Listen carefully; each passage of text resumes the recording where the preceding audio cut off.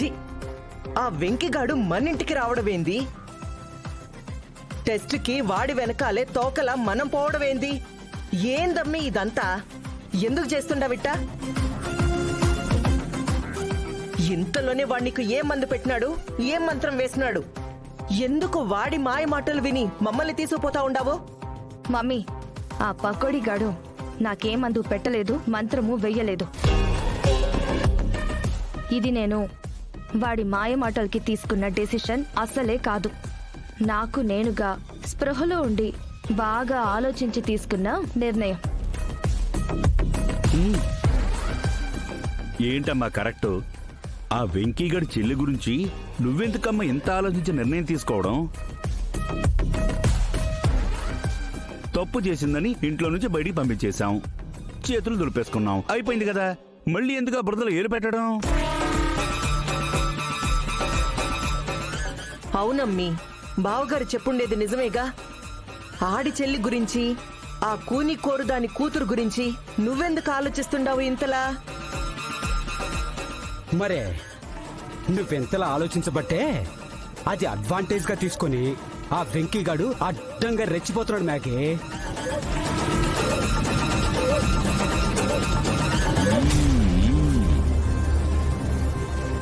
చూడు మమ్మీ, విద్యను నువ్వు ద్వేషించే అత్తయ్య కూతురిగానో, నీకు నచ్చని ఆ వెంకీ చెల్లిగానో కాకుండా ఒక ఆడపిల్లగా చూడు. తన తల్లి తన అన్న మీద ఉన్న కోపంతో ఆధారం లేకుండా అవమానించడం, గెంటేయడం మన తప్పే అవుతుంది.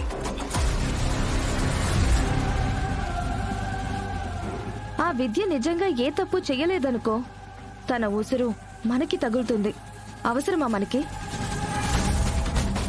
అదే ఈ టెస్ట్కి ఒప్పుకుని ఆ రిజల్ట్ వచ్చాక నిజంగా నువ్వు నమ్మినట్టే తను తప్పు చేసిందనే వచ్చిందనుకో, అప్పుడు నువ్వేమైనా చెప్పు, నేను వింటాను. ఏమైనా చెయ్యి, నేను నీ పక్కనే ఉంటాను.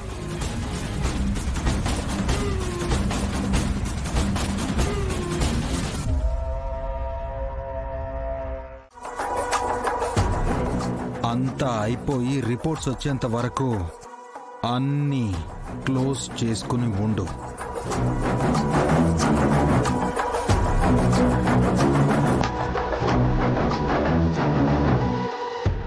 అనయ్య, వెళ్దాం. విద్య రా.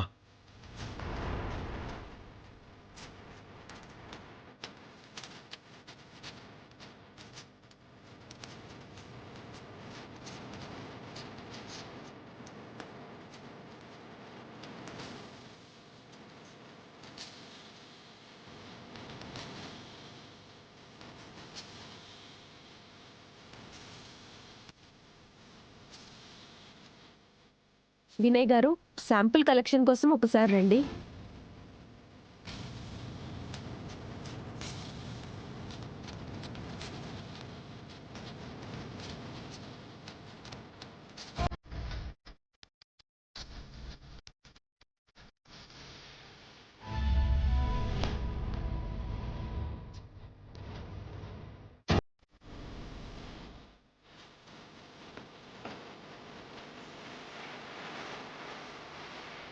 మీరు కూడా రండి.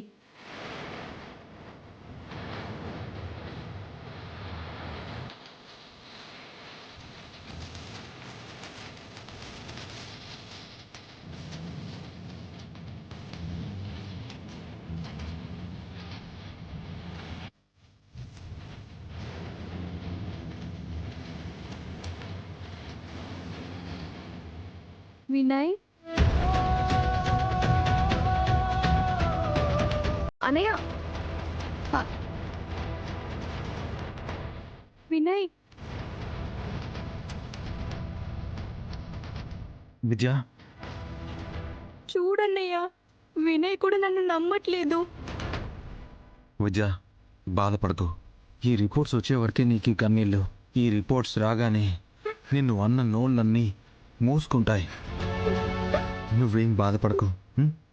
పద వెళ్దాం.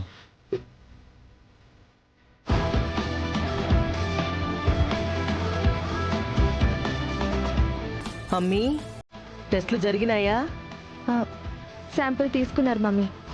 ఆ.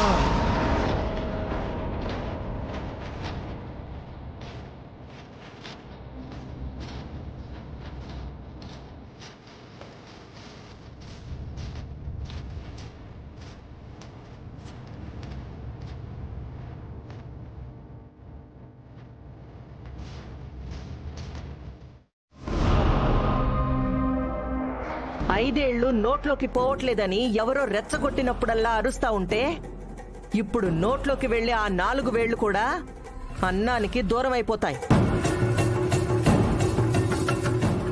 మర్యాదగా నేను చెప్పినట్టు విని ఈ ధర్నాలు సమ్మెలు పక్కన పెట్టి తక్షణమే పన్నుల్లోకి పోండి. హలో ఆలపాటి గారు, ఏంటి నా ముందే నా కార్మిక సోదరుల్ని బెదిరిస్తున్నారా? నా ముందు మీ పప్పులేం ఉడకవు. నా కార్మిక సోదరుల రెక్కల కష్టంతో మీరు దర్జాలు వెలగబెడుతూ వాళ్ళ డొక్కలు చూడము అంటే మీ తోలు తీసి డోలు కట్టి కార్మిక శాఖకి వినబడేలాగా డోలు వాయిస్తా. ఖబర్దార్. యాజమాన్యం తక్షణమే జీతాలు పెంచకపోతే యాజమాన్యం తక్షణమే జీతాలు పెంచకపోతే